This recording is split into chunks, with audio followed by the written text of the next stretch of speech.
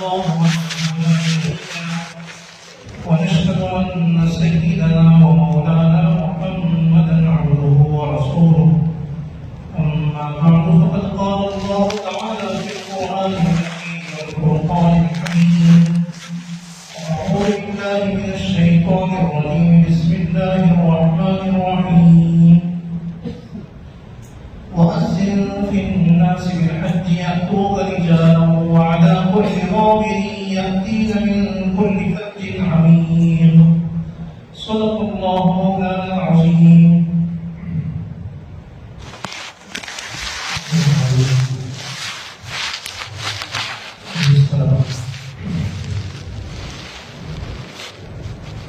لوگ فائدہ کے مہینے سے گزر رہے ہیں. ذوالقعدہ یہ بھی اللہ تبارک و تعالیٰ کے طے کردہ خاص مہینوں میں سے مہینوں میں سب سے زیادہ برکتوں والا رحمتوں اور رحمتوں والا مہینہ رمضان مبارک ہے. وہ مہینہ تو پورا ہی عبادتوں کا موضوع سماج ہوتا ہے اور اللہ تبارک و تعالیٰ کی بے پناہ مغفرتیں اور رحمتیں اس کے بندوں پر ہر آن برستی رہتی ہیں. رمضان کے ختم ہونے کے بعد شوال کا مہینہ شروع ہوتا ہے. یہ بھی اس معنی کا خاص مہینہ ہے کہ رسول اللہ صلی اللہ علیہ وسلم نے فرمایا کہ جو بندہ شوال کے 6 روزے رکھتا ہے من صام رمضان وأتبعه ستا من شوال فكأنما صام الدهر أو كما قال عليه الصلاة والسلام. جو بندہ رمضان مبارک کے مہینے کے بعد شوال کے 6 روزے رکھتا ہے گویا اس نے سال بھر کا روزہ رکھا ہے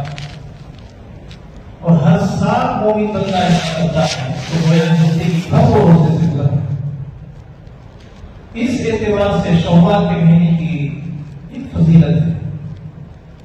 اس کے علاوہ بھی فضیلت یہ ہے کہ امی عائشہ رضی اللہ عنہا فرماتی ہیں کہ شوال کے مہینے میں میرا نکاح ہوا اور میری رخصتی بھی شوال کے مہینے میں ہوئی ہے اور وہ یہ چاہتی تھی کہ اپنے خاندان کی جو نکاح کی تقریبات ہو وہ سب کے سب شوال کے مہینے میں. پھر اس کے بعد ذی قعدہ ہے اور ذی حجہ ہے. شوال ذی قعدہ اور ذی حجہ یہ 3 مہینے بھی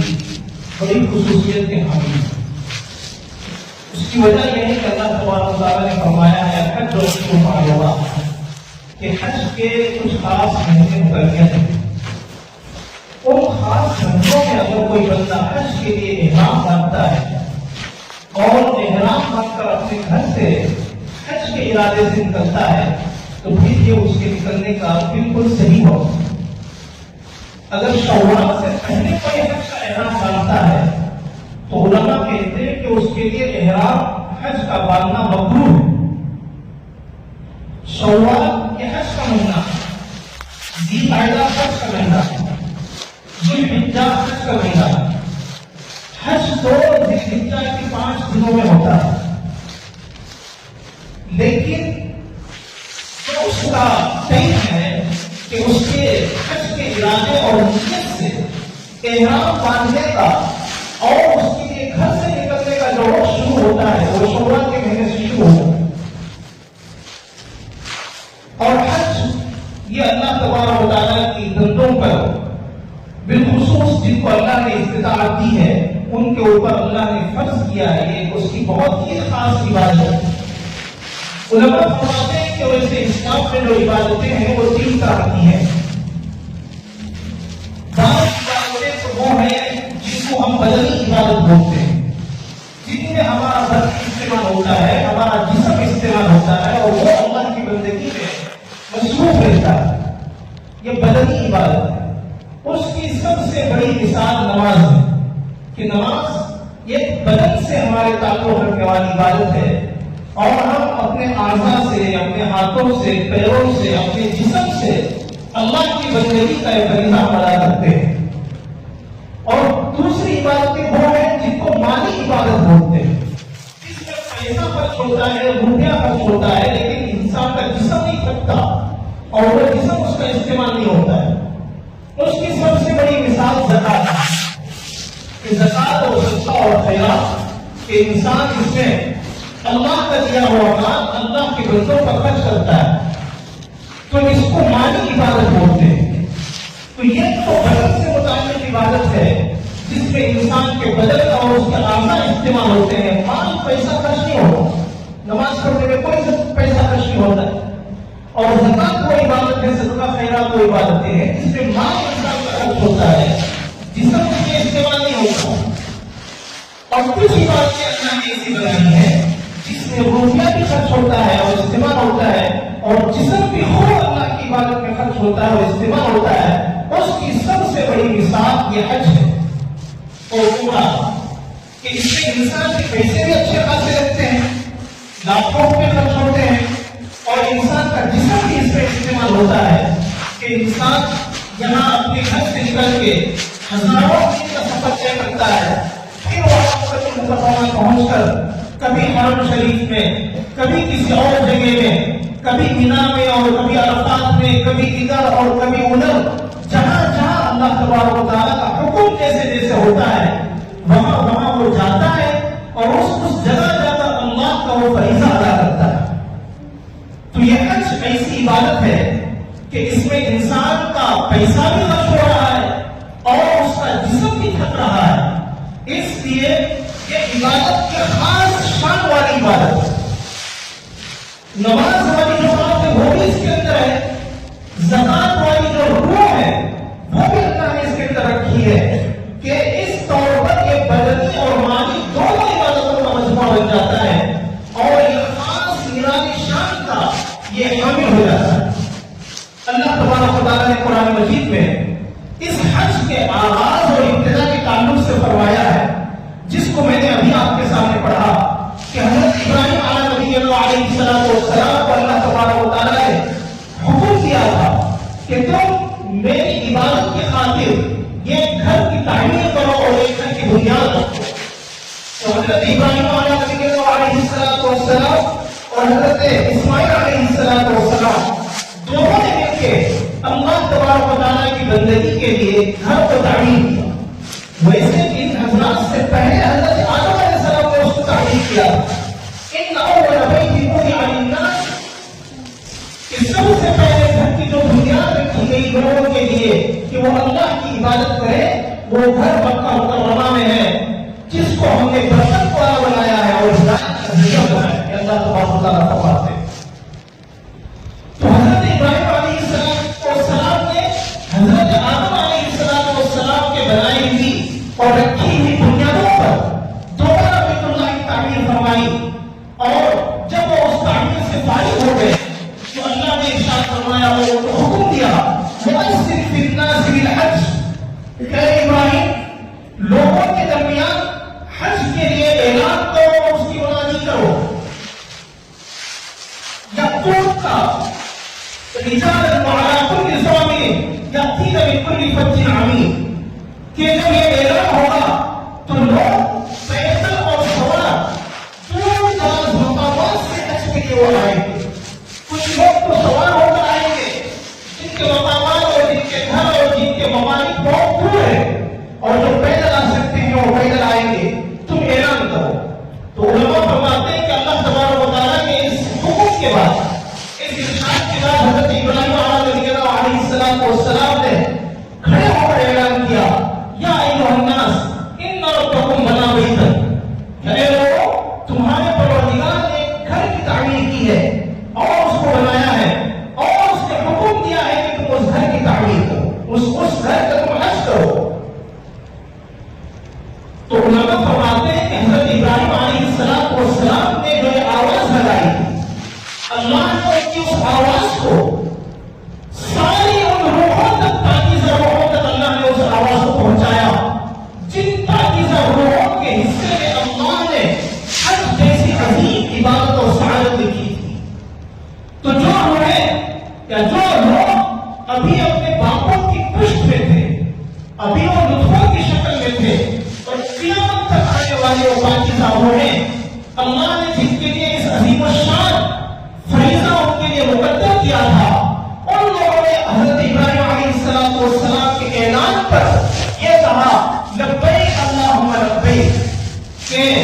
ہم یا اللہ آپ کے اس آواز اور پکار پر آپ کی عبادت کرنے کے لیے ہم حاضر ہیں، آپ کی بندگی بجا لانے کے لیے ہم اپنے آپ کو پیش کرتے ہیں اور سامنے آتے ہیں۔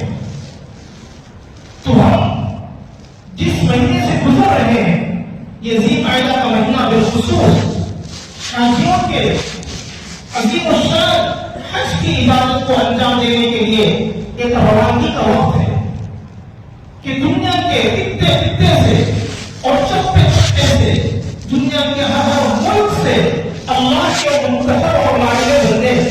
جن کے حصے میں اللہ نے سعادت اور عظیم الشان فریضہ اللہ نے جن کے حصے کو مقدر فرمایا ہے، وہ یہ خاص نیت کے ساتھ، ایک عظیم جذبے کے ساتھ، ایک خاص اللہ کی محبت اور معرفت اور اس کی بندگی سے سرشار ہو کر ایک عجیب و غریب سفر پر روانہ ہوتے ہیں، اور وہ حضرت ابراہیم کے اس اعلان اور پکار کے نتیجے میں ان کی زبانوں پہ لبیک اللہم لبیک کی ایک روحانی اور ایک ایمانی صدا ان کی زبان پر گونجتی رہتی ہے۔ اور یہ مہینہ اور اس کے بعد والا مہینہ یہ حج کے لیے، یہ حاجیوں کی روانگی کا اور اللہ کے لیے اس عظیم الشان فریضے کو انجام دینے کا مہینہ، یہ بہت ہی خاص عبادت ہے، اور اللہ نے اس عبادت کو کچھ الگ ہی ڈھنگ سے بنایا ہے، کچھ الگ ہی ڈھنگ اللہ نے اس کا متعین کیا ہے کہ ایسی عظیم الشان اور ایسی عظیم و غریب اور نرالی عبادت ہے کہ اس جیسی عبادت کی شان کسی اور عبادت پہ نظر نہیں آتی۔ سب سے پہلے تو حاجی اپنے گھر سے ہزاروں میل کے سفر کے ارادے سے نکل کھڑا ہوتا ہے۔ یہ جو عبادت ہے، یہ طرف جہاں پر حاجی کے ایمان کو بڑھانے والی، اللہ کے سامنے اس کی بندگی کا نذرانہ پیش کرنے والی، اور انسانوں کی غلامی اور ان کی حفاظت اللہ کی عظمت کے سامنے اپنی ذلت کو پیش کرنے والی عبادت ہے، کہیں پر یہ قدم قدم پہ عظیم الشان اور جلیل اور قدر پیغمبروں کی یاد دلانے والی عبادت ہے۔ گھر سے نکلتا حاجی جب واپس گھر پلٹتا ہے، اس وقت تک اس کی ہر ادا، اس کا ہر عمل اور اس کا ہر طریقہ کسی جلیل اور قدر پیغمبر کی یاد دلاتا ہے، اللہ کے رائوں کی وہ روحانیت سے اور ان کے ایمانی جذبات اور ان کے ایمانی کاموں سے اپنے ایمان اور روح کو جلا بخشتا ہے۔ سب سے پہلے تو یہ دیکھیے، گھر سے جب وہ نکلتا ہے ہزاروں میل کے سفر کے ارادے سے، اپنے گھر بار کو چھوڑ کر، رشتہ داروں کو الوداع کہتے ہوئے اور اپنے ملک اور وطن کو چھوڑ کر وہ نکل کھڑا ہوتا ہے، تو یہ جلیل القدر پیغمبر حضرت ابراہیم علیہ السلام کے اس سفر کی یاد اس سے تازہ ہوتی ہے جب انہوں نے اللہ کے اس حکم کے پیش نظر اپنے وطن ملک شام اور مصر کو چھوڑ کر حجاز کی سرزمین کی طرف انہوں نے سفر کیا۔ یہ اونٹ پہ وہ سوار تھے، حضرت ابراہیم ہزاروں میل کا سفر اونٹ سے طے کر کے اللہ کے اس گھر کی بنیاد رکھنے کے لیے وہ نکل کھڑے ہوئے تھے، تو یہ سفر بھی اللہ کے خاطر کیا جانے والا ہزاروں میل کا سفر لاکھوں روپے کے خرچ کے ساتھ پیدا جب کرتا ہے تو اسے حضرت ابراہیم کی یاد تازہ ہوتی ہے کہ جلیل القدر پیغمبر نے اللہ کے خاطر اسی طرح اپنا گھر بار اور وطن چھوڑا تھا، جس طرح کہ میں آج اللہ کے اس گھر کے لیے اپنا سب کچھ چھوڑ کے میں روانہ ہو رہا ہوں۔ پھر جب وہ جاتا ہے سفر کر کے تو یہ مقام ایسا آتا ہے کہ وہاں اس کے لیے ان کپڑوں کو نکال کر وہ بدن سی چادروں کو اوڑھ لینا اس کے لیے ضروری ہو جاتا ہے، چاہے وہ اپنی جگہ پر رہ کر ہزاروں کے کپڑے پہنتا ہو، کتنا بڑا مالدار ہو اور پیسہ ہی غریب ہو، آج سب کے سب ایسی دو چادریں اوڑھے ہوئے ہوں گے جو چادریں یاد دلاتی ہیں اور ان کا یہ احساس پیدا کرتی ہیں کہ تم یہ بہت بڑے اللہ کے دربار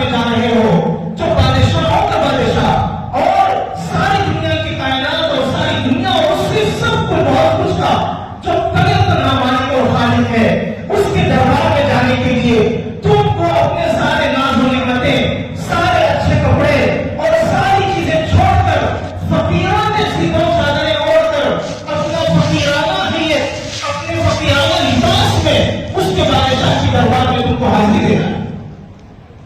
وہاں تمہارے کوئی ٹھاٹ بات نہیں چلے گی، شان شوکت نہیں چلے گی۔ جن کپڑوں اور لباسوں کو پہن کر تم اپنی شان شوکت دکھایا کرتے تھے، اللہ کے دربار میں تمہاری ساری شان و شوکت پیچھے رکھ کر تم کو غلاموں کی شکل میں، فقیروں کی شکل میں اللہ کے سامنے عاجزی اور بندگی کا اظہار کرتے ہوئے جانا تمہارے لیے ضروری ہے۔ اب ہر بندہ دو چادریں اوڑھا ہوا، پتہ نہیں چلتا کہ یہ مالدار ہے کہ غریب ہے، اور کون عالم ہے کہ غیر عالم ہے، امیر ہے کہ غریب ہے، سب کے سب خدا کے بندے۔ آج سب کی ایک ہی پہچان ہے کہ یہ اللہ کے، یہ ہزاروں لاکھوں کروڑوں یہ غلام اللہ کے اس کے دربار میں حاضر ہوئے۔ آج یہی ایک پہچان۔ پھر وہ جاتے ہیں اور جا کے کعبۃ اللہ کا طواف کرتے ہیں اور اس کا چکر لگاتے ہیں۔ وہ عظیم الشان کعبہ جس کی بنیاد حضرت ابراہیم نے رکھی، حضرت آدم نے رکھی، حضرت اسماعیل نے رکھی، اور ہر جلیل القدر پیغمبر نے اس کعبۃ اللہ کا طواف کیا ہے اور اس کے چکر کاٹے۔ تو انسان وہاں جا کر محسوس کرتا ہے کہ میں دنیا کی جن خواہشوں کے پیچھے، دنیا کی جن لذتوں کے پیچھے اور دنیا کی جن چیزوں کے پیچھے میرے چکر کٹ رہے ہیں، چکر کاٹنے کی تو یہ وہ جگہ ہے جہاں آ کر جس کے چکر کاٹنے چاہیے کہ وہ مالک و خالق کا دربار ہے، جس کے ارد گرد انسان پھرتا رہتا ہے اور اللہ سے راز و نیاز کی باتیں کرتا ہے۔ کبھی تو وہ خدا کی چوکھٹ پہ حاضر ہو کے سب رکھتا ہے، کبھی تو وہ وہاں کعبۃ اللہ کے خلاف کو پکڑ کے ہوتا ہے اور اپنے گناہوں کا اقرار کرتا ہے۔ کعبۃ اللہ کا خلاف کیا پکڑتا ہے؟ حقیقت میں اللہ کی رحمت کا دامن اس کے ہاتھوں میں آ جاتا ہے کہ اس کو پکڑ کے وہاں کہ وہ اپنے لاکھوں کروڑوں کے وقت کیے ہوئے زندگی بھر کے گناہوں کی معافی چاہتا ہے، اور اللہ تبارک و تعالیٰ نے اس کے اندر وہ تاثیر رکھی ہے کہ جو بندہ وہاں کے چکر کاٹتا ہے، وہاں کے خلاف کو پکڑتا ہے، وہاں کے حجر اسود کا حوصلہ دیتا ہے، وہاں مقام ابراہیم کے پیچھے نماز پڑھتا ہے، اللہ اس کے گناہوں کو چاہے وہ سمندروں کی جھاگ کے برابر ہو، اللہ گناہوں کی عام معافی کا اعلان کر دیتے ہیں۔ تو ان چکروں کو کاٹنے کے بعد مقام ابراہیم کے پیچھے نماز ادا کرتا ہے۔ مقام ابراہیم جہاں پر وہ پتھر رکھا ہوا ہے جس پہ حضرت ابراہیم نے کھڑے ہو کر بیت اللہ کی تعمیر کی تھی، اور دیوار جیسے جیسے اونچی ہوتی جاتی تھی وہ پتھر بھی اس کے ساتھ اونچا اونچا ہوتا جاتا تھا، اور جب نیچے کام کی ضرورت پیش آتی تو پتھر چھوٹا ہو جاتا، اور اس پتھر نے اللہ کے اس ذلیل القدر پیغمبر کے قدموں کے نشانات اپنے اندر سمونے اور جذب کرنے کے لیے اپنے پتھر کی تاثیر کو چھوڑ کر موم جیسا بن گیا، جس کے نتیجے میں حضرت ابراہیم کے قدموں کے نشانات آج بھی اس پتھر کے اندر موجود ہیں۔ یہ پتھر بھی جنت سے اسی آیا ہے جیسے حجر اسود والا پتھر آیا ہے۔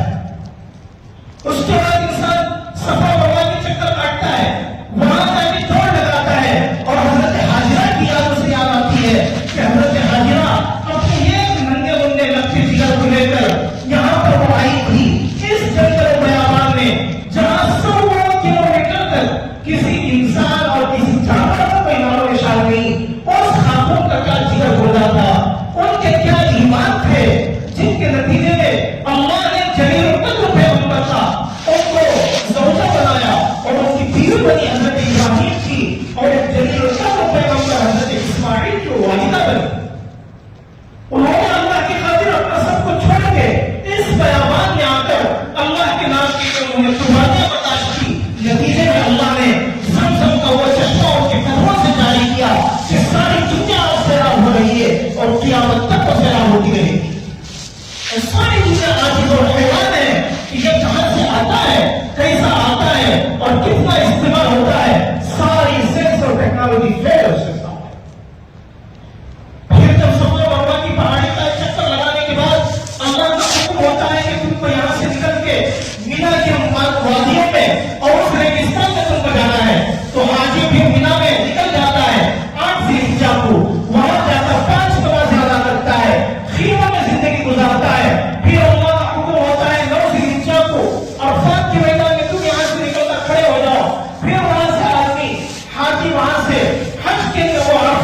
نکل کے کھڑے ہوتا ہے، وہی دو چادریں اوڑھے ہوئے،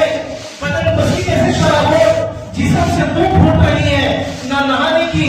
اور صابن لگانے کی اجازت ہے، نہ سلے ہوئے کپڑے پہننے کی اجازت ہے، نہ مرد ہے تو اسے سب ڈھانکنے کی اجازت ہے۔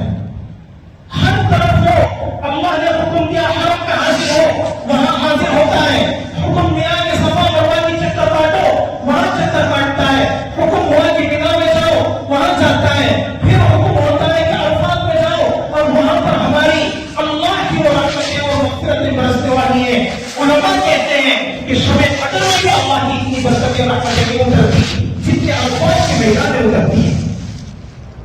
اور عرفات کا میدان وہ میدان ہے کہ علماء فرماتے ہیں کہ میدان حشر وہی قائم ہوگا،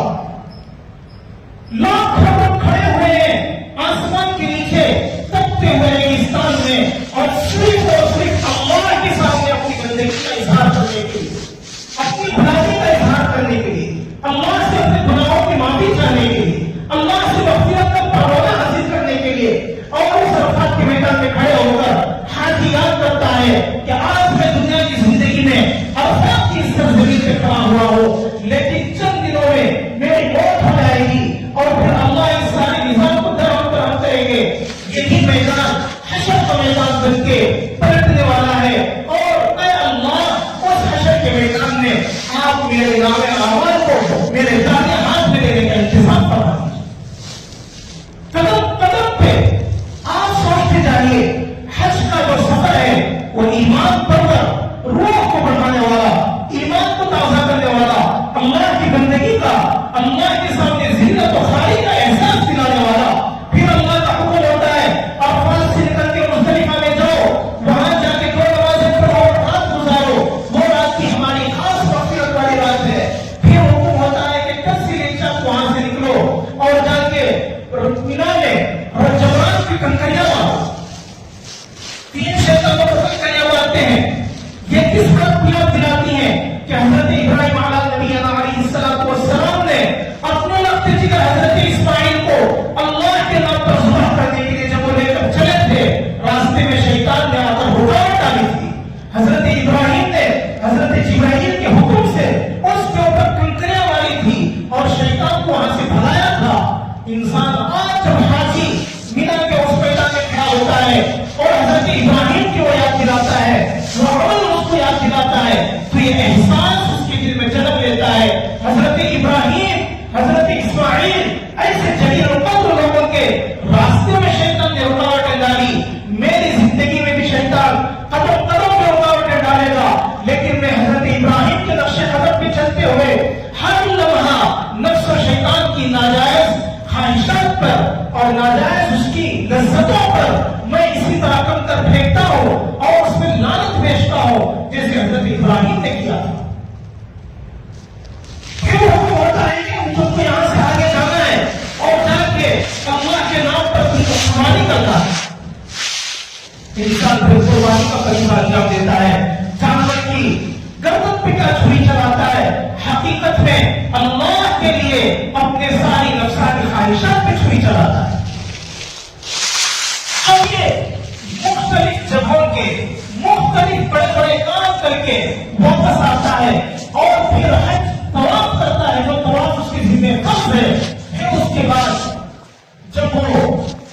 اللہ تبارک و تعالیٰ نے اسے موقع دیا تو پھر رسول اللہ صلی اللہ علیہ وسلم کے دربار میں حاضر ہوتا ہے، مدینہ طیبہ حاضری ہوتی ہے، وہاں رسول اللہ صلی اللہ علیہ وسلم کے سامنے سفارش کی بھیک مانگتا ہے اور کہتا ہے یا نبی اللہ، یا شفیع المذنبین، میں گنہگار امتی آپ کی سفارش کی بھیک مانگنے کے لیے آیا ہوں۔ نبی کی وہ قربانیاں یاد کرتا ہے جو انہوں نے امت کے لیے پیش کی، جس کے لیے مکہ مکرمہ جیسی بستی سے ان کو نکال کے مدینہ منورہ جیسے 400-500 کلومیٹر کے دور وہ وہاں پر وطن میں ان کو ہجرت کرنا پڑا۔ حضرت ابو بکر کو یاد کرتا ہے، حضرت عمر کو یاد کرتا ہے، وہاں اور جلیل القدر صحابہ کو یاد کرتا ہے جنہوں نے نبی کا جہاں پسینہ گرا وہاں وہ نے خون اپنا بہا کے اس امت کی اور اس دین کی انہوں نے حفاظت کی۔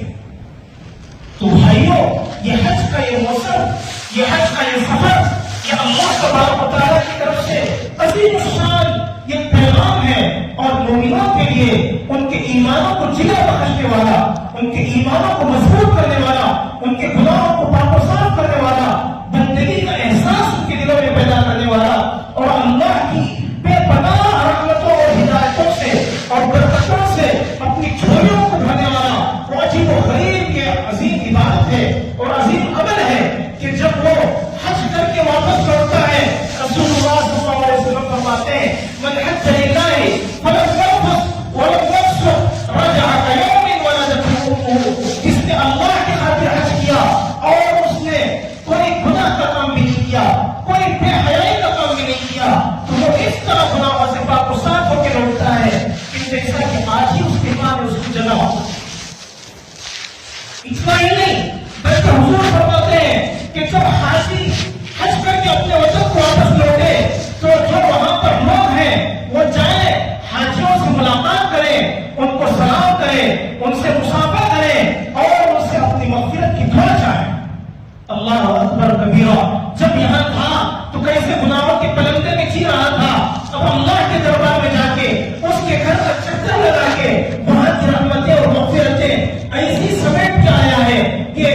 جب وہ آتا ہے تو حضور فرماتے ہیں دوسرے لوگوں کو بھی چاہیے جا کے حاجی سے اپنی مغفرت کی دعا چاہیں، اور اللہ کے نبی صلی اللہ علیہ وسلم خود فرماتے ہیں اللہم اغفر للحاج، یا اللہ حاجی کی بھی مغفرت فرما، وَلِمَنِ اسْتَغْفَرَ لَهُ الْحَاجِ، اور حاجی جس کے لیے مغفرت کی دعا چاہے اس کی بھی مغفرت فرما۔ تو یہ عظیم الشان و فریضہ جو اللہ نے اپنے ان بندوں پر فرض کیا ہے جو بندے اس کی استطاعت رکھتے ہیں۔ ہم میں سے اللہ نے بہت سے ایسے لوگ بنائے ہیں جن کو اللہ نے گنجائش دی ہے، مال ہے، صحت ہے، لیکن وہ اتنے عظیم فریضے کو ٹالتے جا رہے ہیں، ٹالتے جا رہے ہیں، اس لیے کہ ابھی بیٹے کی شادی نہیں ہوئی ہے، بیٹا ابھی پڑھ رہا ہے، ابھی گھر بنانا ہے، ابھی مکان بنانا ہے، ابھی اتنا جمع کرنا ہے، ابھی تو جوانی ہے، حج تو بڑھاپے کرنے کا کام ہے۔ بھائیوں، یہ ہزاروں وسوسے ہیں، شیطانی حربے ہیں جن سے اللہ تبارک و تعالیٰ کے عظیم فریضے سے وہ بچے غافل ہیں اور دور غفلت میں پڑے ہوئے ہیں جن کو اللہ نے استطاعت سے نوازا ہے۔ رسول اللہ صلی اللہ علیہ وسلم فرماتے ہیں من ملک ذات واحدۃ، جس کے پاس گنجائش ہو، سواری ہو، پیسہ ہو، جا سکتا ہو حج کے لیے پھر بھی نہ جائے تو فلا علیہ ان یموت یہودیا و نصرانیا، وہ یہودی ہو کر مرے یا نصرانی ہو کر مرے، مجھے اس کی کوئی پرواہ نہیں۔ بعض علماء نے بلکہ بعض صحابہ نے اس حدیث کی وجہ سے یہ فرمایا کہ جو بندہ حج کی استطاعت رکھے اور حج کے لیے نہ جائے